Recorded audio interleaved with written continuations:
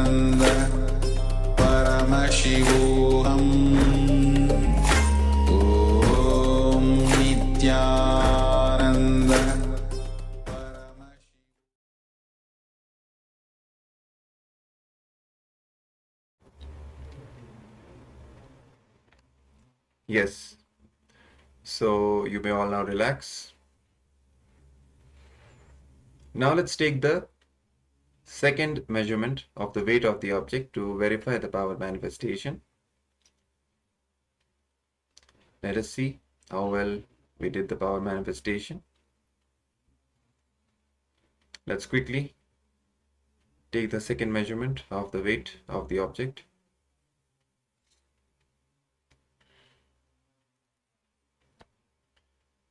And while we're taking the measurements of the objects themselves, just letting everyone know, so we've put the benefits of Haritaki powder in the chat box. Also, we've put for the neem powder, so Alice was asking about the neem as well. Yes, so we put the benefits of the neem powder as well in there. So it should be Haritaki powder should be taken at night, and neem powder first thing in the morning. So from the neem powder, we can make neem juice, or we could just I think we had it. We were talking about neem in a previous day's program. Neem, you can either have the neem leaves, and boil them, or you can have neem powder and mix them with a little bit of a warm water to make sure you get a nice consistency, and drink that first thing in the morning. Yes.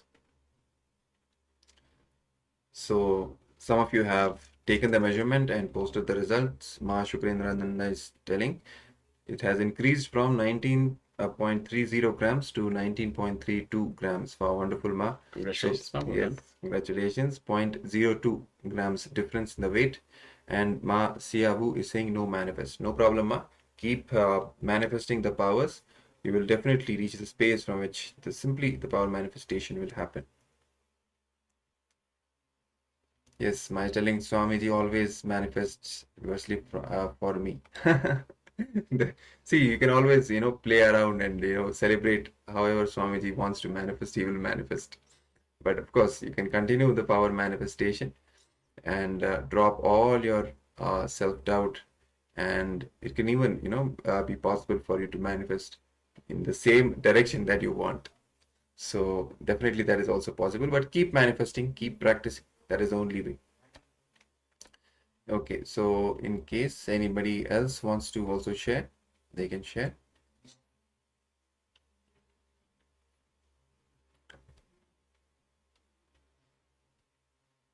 And you can also head over to the social media platforms and share your experiences with as many people as you can. You can invite them also to Paramashivoham. Let them also enjoy, get the benefits, experience what Swamiji is bringing, what he is gifting to the entire humanity. So that you can also get the punya of enriching them, leading them towards enlightenment. That is the greatest punya that you can achieve. So make sure you also post your experiences on social media, especially of the power manifestation sessions. One more thing you can do is record your videos while you're manifesting the powers, so that it becomes an evidence for you to show to anyone who has any doubt, who wants to know what is the legitimacy of the power manifestation. So you can show them the video, see how we are manifesting the powers. You can also manifest and bring them also to experience the same. Yes, so if nobody else has to share anything, we will close the session, the current this power manifestation session, and we'll move to the next segment. The next segment is going to be a revelation by Swamiji on desires, how to go beyond desires, how to transcend desires. So please come to the space of listening. These are the direct words of Bhagwan, and sit straight again so that you can bring your complete awareness and attention to whatever Swamiji is saying. So now let's watch this video.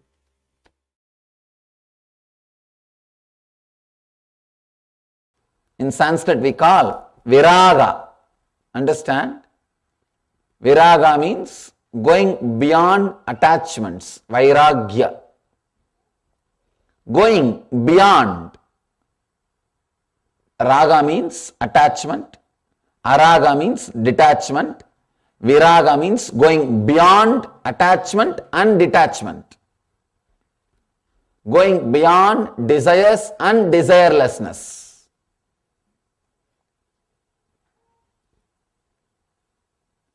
Let me read the sutra. I'll give the translation of the sutra. Then enter into the sutra. Enter into the truth. When some desire comes, consider it. Then suddenly quit. Suddenly unclutch and experience the truth in you. It's a very simple sutra. Very simple. That is why it's so complicated. All simple things need you to be simple. Understand? When the truth is delivered in a simple way, they take it for granted. You are already in a simple space, in an innocent space. Here, Shiva is delivering a beautiful truth. I can say, this is essence of all spiritual literatures. Essence of all spiritual literatures. One more thing you need to understand. Never you can have the benefits of spirituality unless you practice it, go into it honestly. People come and ask me, Swamiji, is there a shortcut to enlightenment? I tell them, only when you drop the idea of shortcut, you will achieve enlightenment. As long as you have the idea of the shortcut means what? Trying to grab something without putting your energy or effort to it. Fortunately, there is no shortcut to enlightenment. Otherwise, you will suffer. See, great energy, great understanding, great truths should happen to us only when we are matured enough to receive it. When you are not matured enough, if you are just greedy of the truth, seeing a life or joy or bliss of an enlightened being, be very clear, you will create trouble for yourself. I have seen many times, people see the joy, they see the ecstasy and energy I radiate, and they become greedy of the state in which I am living. But when I ask them to go through the steps, they say, no, this is not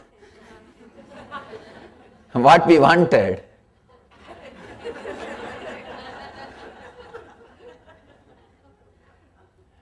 Understand?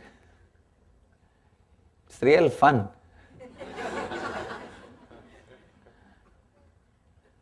This is not what we wanted.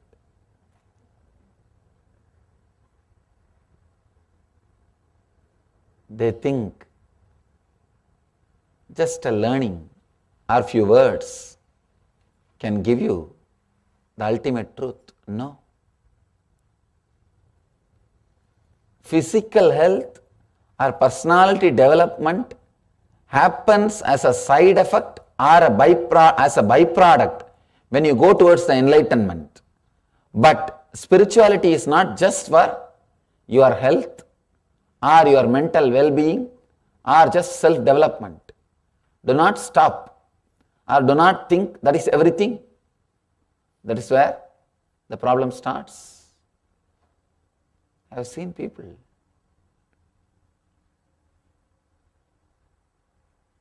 They see the space in which enlightened being is living, or the joy or the energy radiates, but they can't work to be in that space, to achieve that space.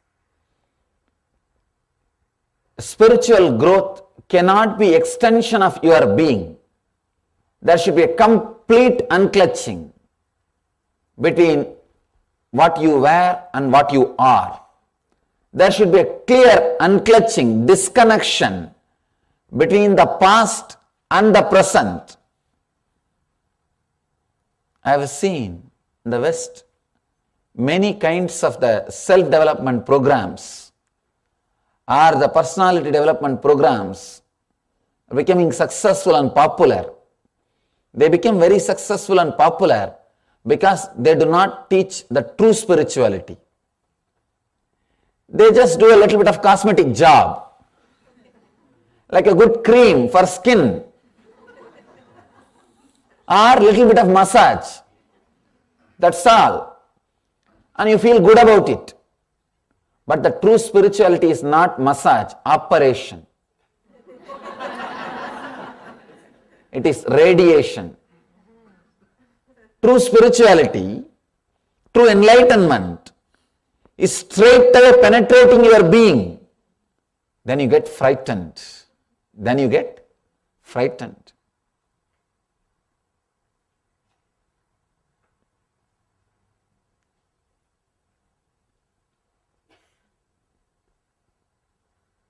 Shiva is saying here, when some desire comes, consider it, then suddenly quit it, unclutch from it.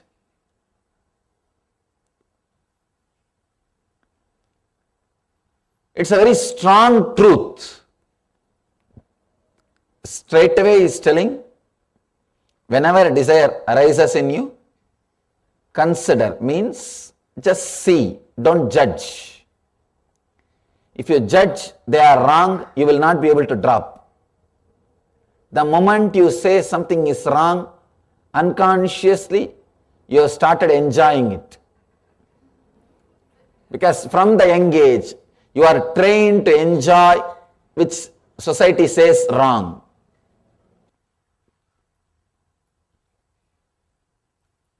Shiva is not here just to give you a little massage or just to give you a little cream. No. He is here to straight away transform your whole being. He will put his hand straight away on the tumor and remove it. He will straight away do the radiation. He is talking to a disciple, not just to a visitor. Understand? Visitor is a person who feels greed towards the joy or the energy which Master radiates. Disciple is a person who is courageous enough to go through the process and imbibe the truth.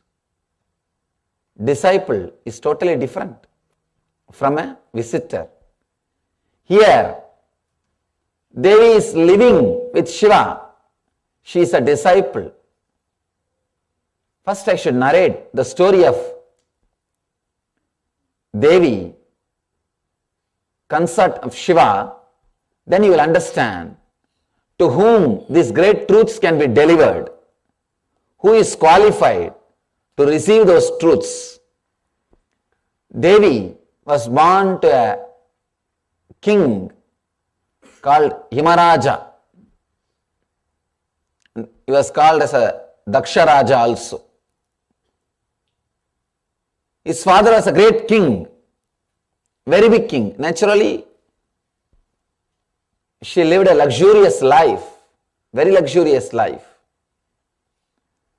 But when she decided, I am going to stay with Mahadeva, stay with Shiva, she just decided, I am going to go and stay with him.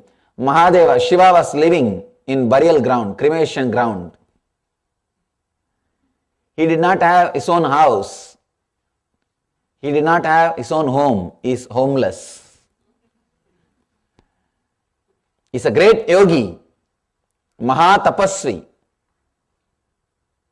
If you see all the things around Shiva, things which society does not want, because he is such a compassionate being, All the useful things he gives it away to the society. His ornaments are very cheap Rudraksha beads, not diamonds and gold. His staying place is a smashana, cremation ground, not any palace. All useful things he gives it away to the society. He uses only what is not useful to the society.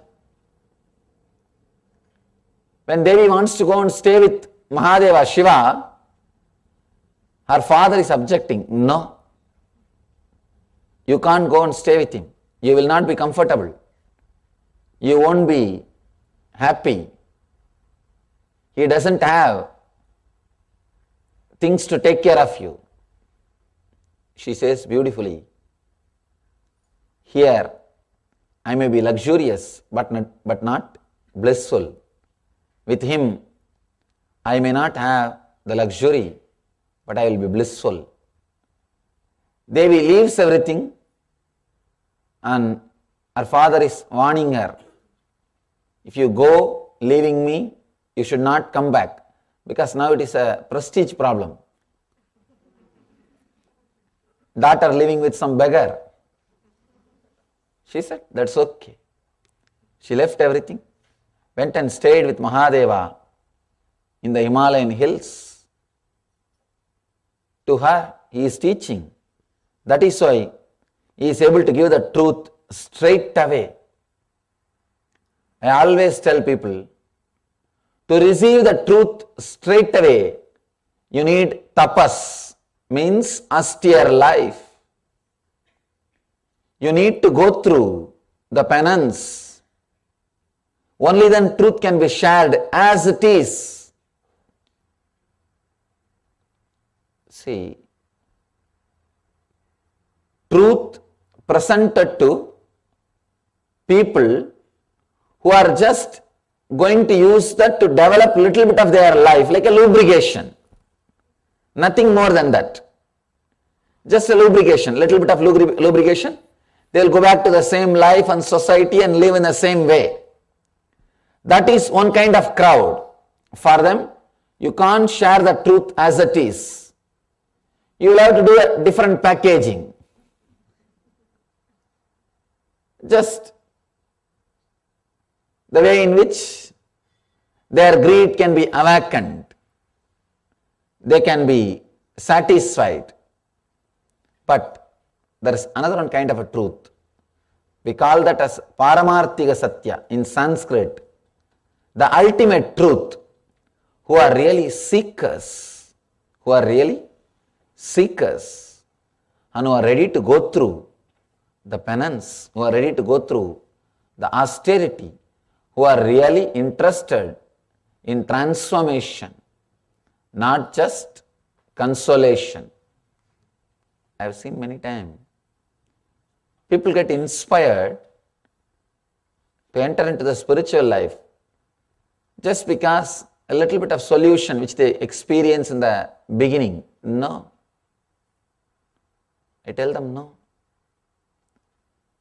Spirituality is not just life solutions. It is life transformation. It is life transformation. You radiating the truth will happen only when you are ready for austerity.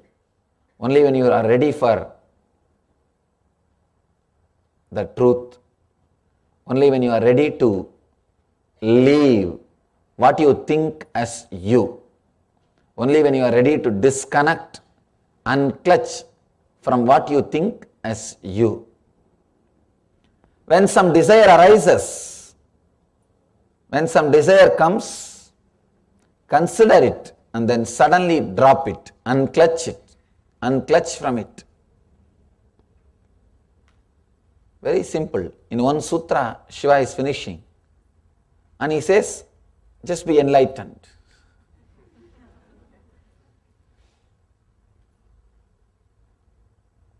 Actually, you don't need more words to experience the truth at all. For any person to become enlightened, this is more than enough. This is more than enough. Here, Shiva is telling the essence of everything. The essence is already here, available. He says, when some desire comes, when some desire arises, unclutch. He is not telling, slowly do, little bit this. No. No Vishwashi.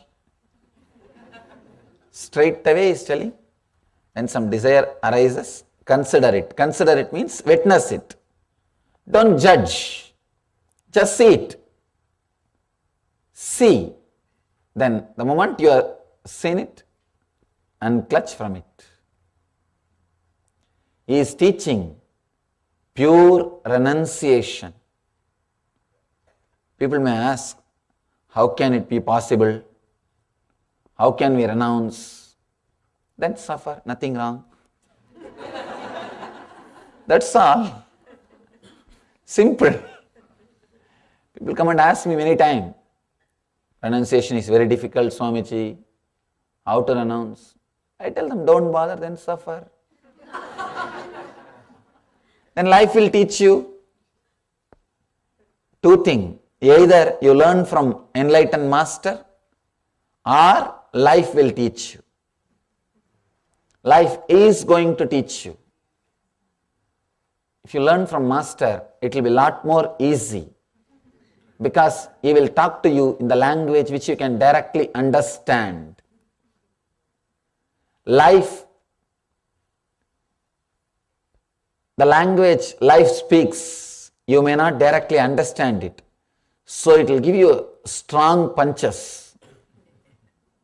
By the time you start realizing those punches, by the time you start interpreting and understanding the messages conveyed to you through the life, through the incidents in your life, the incidents which it is creating in your life, it will be too late.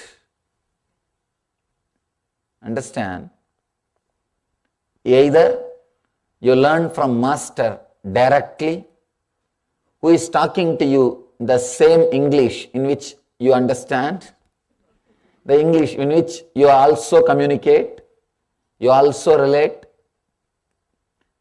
If you learn from him, it will be a lot more easy because you don't have to go through the painful experiences. Straight away, see, it's more like he has done a big research and development and he knows the truths of the inner software. Here he is ready with the software. Just download and start living it. But when you want to create your own software, of course you can. Then you have to live your life, go through the experiences.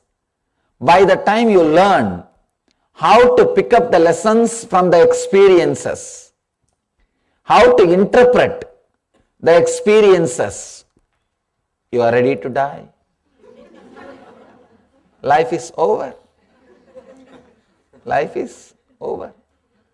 In Sanskrit, we have two words, Anubhava, Anubhuti. Anubhava means lessons you learn from the experiences. Understand? Anubhava means the experience, and learning lessons. For example, first you touch the charcoal fire and say, oh, charcoal fire will burn. Then you touch the cigarette fire. Oh, cigarette fire also will burn. Then you touch lighter fire. Oh, lighter fire also will burn. Like this, you touch all varieties of fire. By the time you understand all fire will burn, your body will be ready to be burnt. This is what we call anubhava, learning through experience. It goes on and on and on.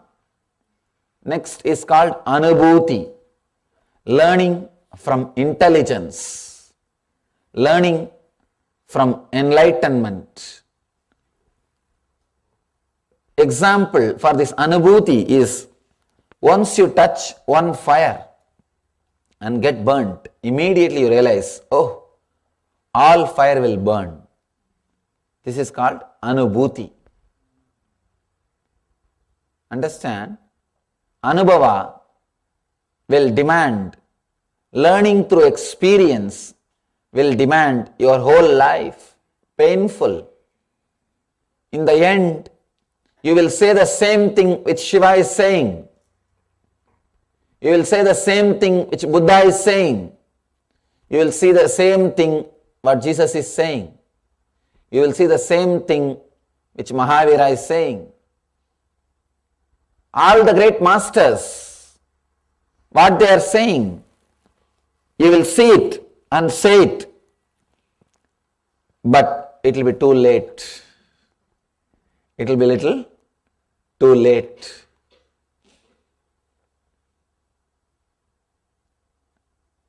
Somebody goes to Ramakrishna, a great enlightened being, lived in India in 19th century. I think end of in 1886 he passed away. He left the body. Great being, great enlightened master. Somebody goes to him and asks, Master, is there a way to connect outer world and the inner world and live with both? Ramakrishna says, yes, there is a way. You can enjoy both. But first, you have to achieve the inner world. First, achieve the inner world means, first, forget about the outer world. Put your energy, turn your energy towards the inner world. Achieve the inner space. Then suddenly you will see, you will have the outer world, but not disturbed by it. He gives a beautiful example. Boat, which always stays on the water, but water should never stay inside the boat. Boat can stay on the water, but water can't stay on the boat. Achieving the inner space, which is not moved by anything. Achieving the intense energy and excitement, which is independent of anything, is a basic need. Here, Shiva is also saying the same thing. First, let you achieve the inner space. Let you achieve the inner space. Unless that happens in you, no help is possible.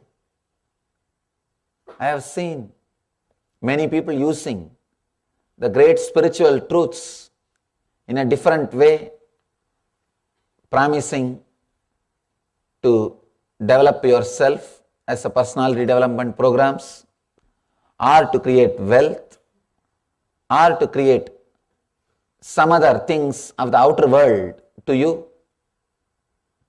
I can also sell with that packaging. It's not a big thing. It is not a big thing. But understand, the truth, the ultimate truth is totally different.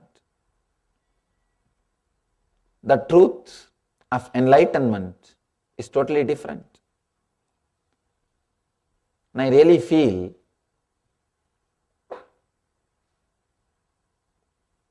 this happened because you do not go to learn the truth from the source. Source. To reach the source, you need to walk up the hill. So you are now dependent on the bottled waters, who are labeling it, no, it is from the source. It may be from the source. By the time they bottle it, label it, and bring it to you, enough corruption has happened. Enough of dilution has happened. Enough of pollution has happened. At least with water, we have some system. We can transport it without pollution, but with the truth, the moment it goes to somebody's head, and if he does not become enlightened, and if it comes out, it is polluted, corrupted. It's already corrupted. I always tell people, even if it is a little difficult, learn from enlightened sources. Learn from authentic tradition. It will be little difficult. They will take little time. They will demand little austerity. They will demand little bit of penance, tapas. They will demand little time and energy and your attention. But you will reach the truth. You will achieve the truth. There is no instant packaging. There is no shortcut for enlightenment. Mahadeva is saying, when some desire arises, consider it, then suddenly unclutch from it. He is not telling, cherish the desire, it's okay. No. He is saying, suddenly unclutch. Before even the mind starts arguing with you, should I unclutch or not? Suddenly unclutch. If you are arguing with the mind, you will never unclutch. I always tell people, don't think before you jump. If you think, you will never jump. See in your life, if you are thinking, you will never jump. You will jump only the moment you stop thinking. Only when you stop thinking, you will take decision. Don't think before you jump. People always tell, think twice before you jump. I say no. If you think, you will never jump. Here Mahadeva is telling, suddenly unclutch. Before even your mind becomes aware, unclutch. You are enlightened. There is a beautiful story.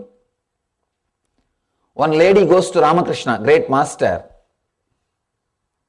and says, Master, my husband is threatening that he will become a Swami. He will leave me and go away.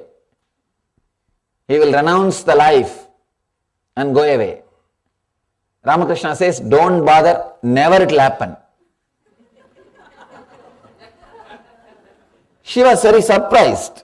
She says, no, he is talking very seriously. He is not just joking. Then Ramakrishna tells an incident. Like this, one guy was threatening his wife that I will go away, I will become a Swami, I will renounce and go away. Actually, this is a technique used by frustrated men in India to threaten women. Really, because in India, women are not economically independent. So if she nags too much, this is the way this guy will respond. So this guy says, I'll go away, I'll become a monk, a Swami.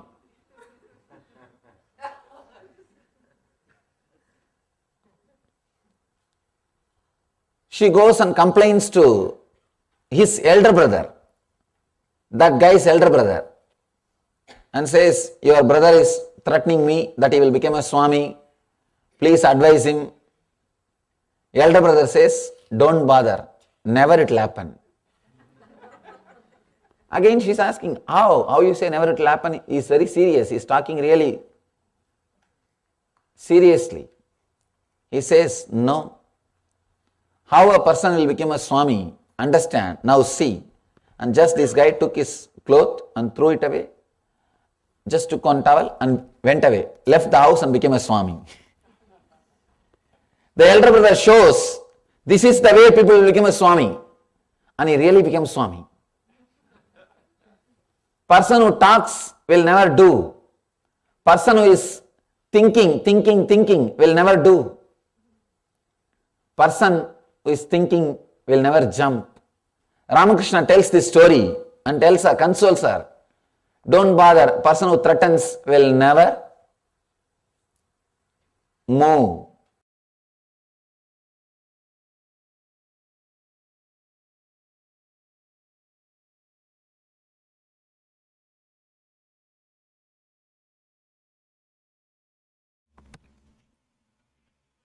Yes, so welcome back. Wonderful revelations by the Supreme Pontiff of Hinduism. So, how to transcend our desires, to simply be a witness and to just ignore, to unclutch, simply unclutch, automatically unclutch. So Swamiji beautifully tells, if you think too much, you will not do. So now let us move into the meditation technique. So for the same, to transcend our desires, a technique that will be taken through by the Supreme Pontiff of Hinduism. So requesting all participants, let us once again come to the space of listening. Sit with your head, neck and spine in a straight line, and let us hear from Swamiji.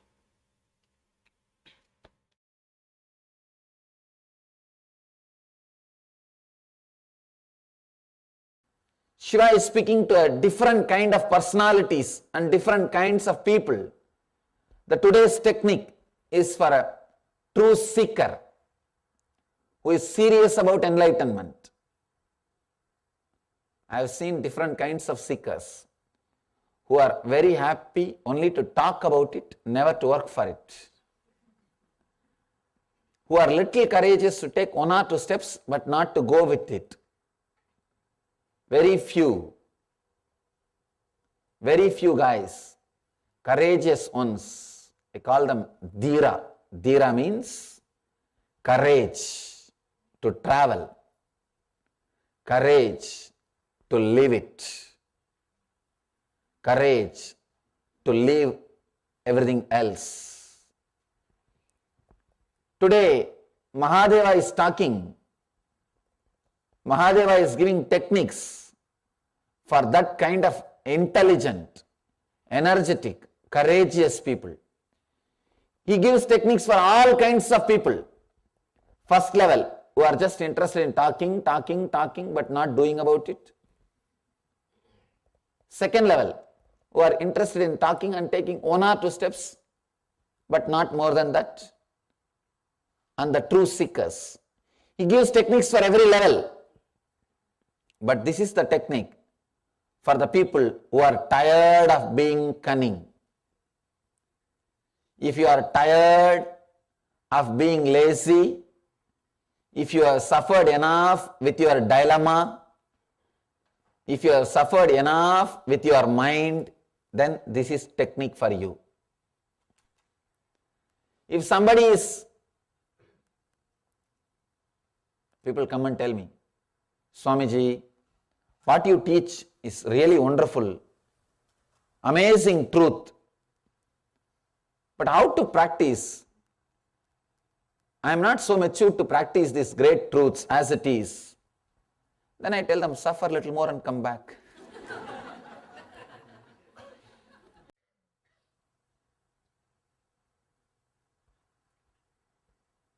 The truth as it is. The truth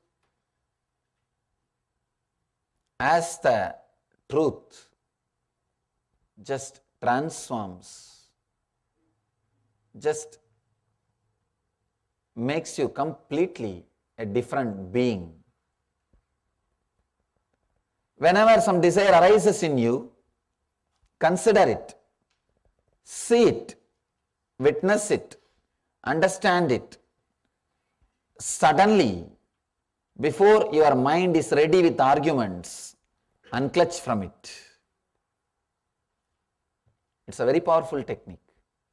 Very powerful technique. when you suddenly unclutch, a quantum jump will happen in you. If you are renouncing step by step, you will never achieve the reality, enlightenment. No. You will never achieve the reality, enlightenment. No. Step by step, never growth happens. Enlightenment is either now or never. Complete yes or complete no. Never happens step by step, never point by point, never like a degree, no. Never like a gradual process. Powerful technique which you can use it every day, even when you sit morning. If you feel the hunger or thirst, desire to drink water, food, just sit with the desire. Consider it. Don't say right or wrong. Just unclutch before your mind brings up any argument. You may ask, then I should not eat or what? That is secondary. When you are really hungry, when it goes beyond unclutching, you will simply eat. That is different. But this unclutching can surely reduce the number of times and the quantity which you eat. Any desire, whether it is about anger, desire to express your anger, or desire to express your lust, desire to express anything, or desire for some object, just sit, consider the desire, and suddenly, before even your mind is ready, unclutch from it. Unclutch from it. Shiva is giving so many wonderful methods for so many different kinds of beings. The today's technique is for powerful, intense, courageous seekers who are tired of their same way of living, who are really tired of dilemmas, who have suffered enough with their mind, who have lived enough, and who understand the cunningness of their mind. This technique is for them. This technique is for those courageous few living beings. Suddenly decide, when you consider a desire, suddenly decide that you will unclutch over, and do not allow the arguments, and just be with that unclutched space. See what happens to you. See what happens to you. Maybe now for a few minutes we can sit effortlessly and try how we are able to practice this, how we are able to internalize this. Understand, this technique is not even to be practiced every day. No. This is supposed to be practiced effortlessly, internalized effortlessly. Suddenly at one day, you will unclutch. From the very desire of holding on to this body, you will just unclutch. Now, close your eyes for a few minutes. I'll guide you how to consider the desires and how to suddenly unclutch from it before your mind brings any argument. Please close your eyes. Sit in a relaxed way. If some desires are arising in you, maybe desire to open your eyes or desire to move your body, any desire, just see that desire. Don't judge. There may be so many desires Do not witness. Do not judge. Do not say right or wrong. Do not suppress.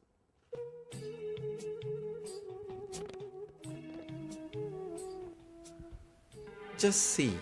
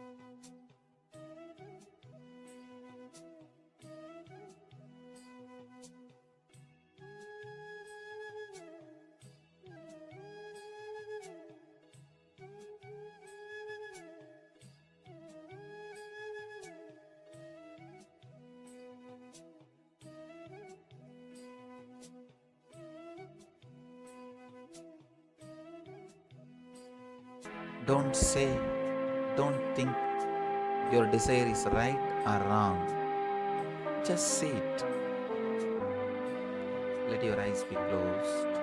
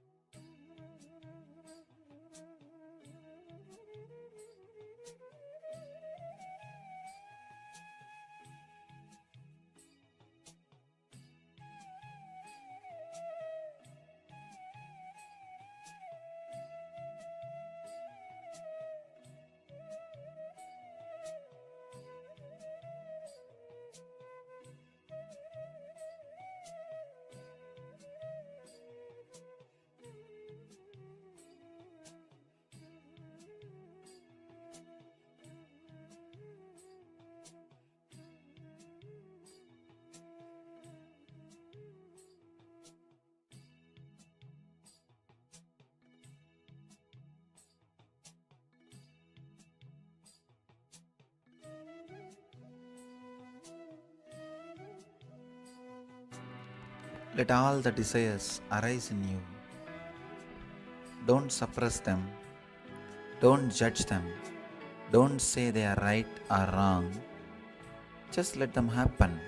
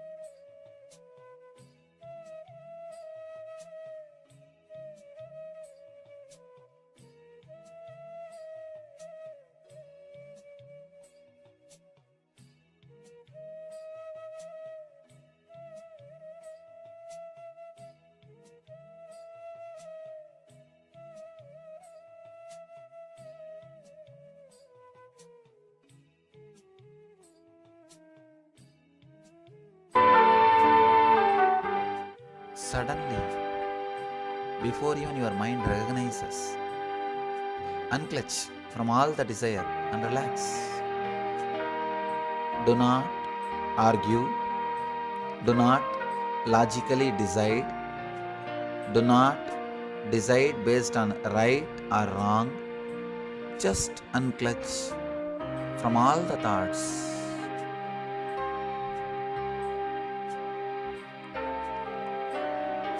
Let your eyes be closed. Just unclutch from all the thoughts.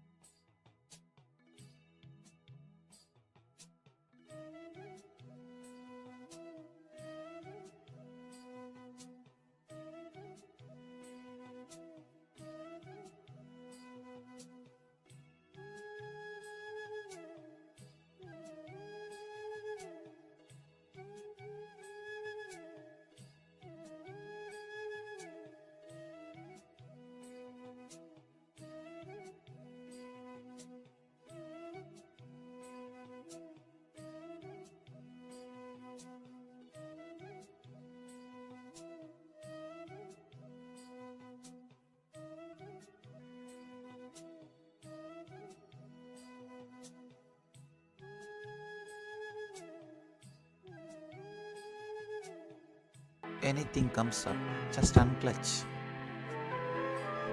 Just disconnect. Don't judge. Don't say it is right. Don't say it is wrong. Just disconnect, unclutch.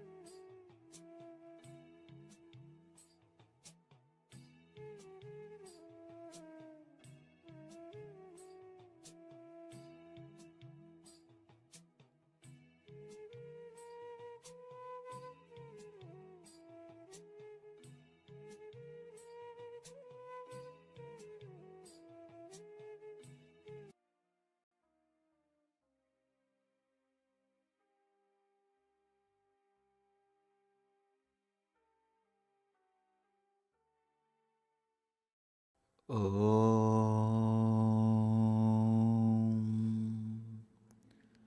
Nityanandam. Relax. Slowly, very slowly. You can open your eyes.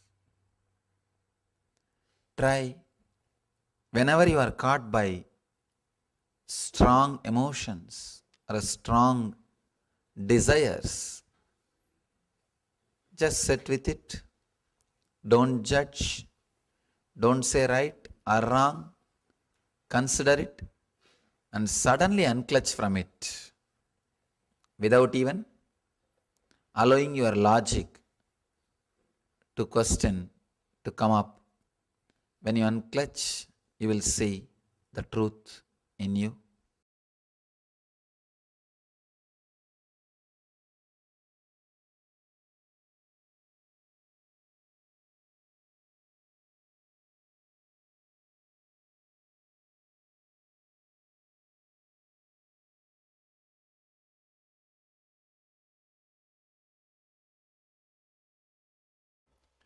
Yes, welcome back from that wonderful meditation technique by the Supreme Pontiff of Hinduism.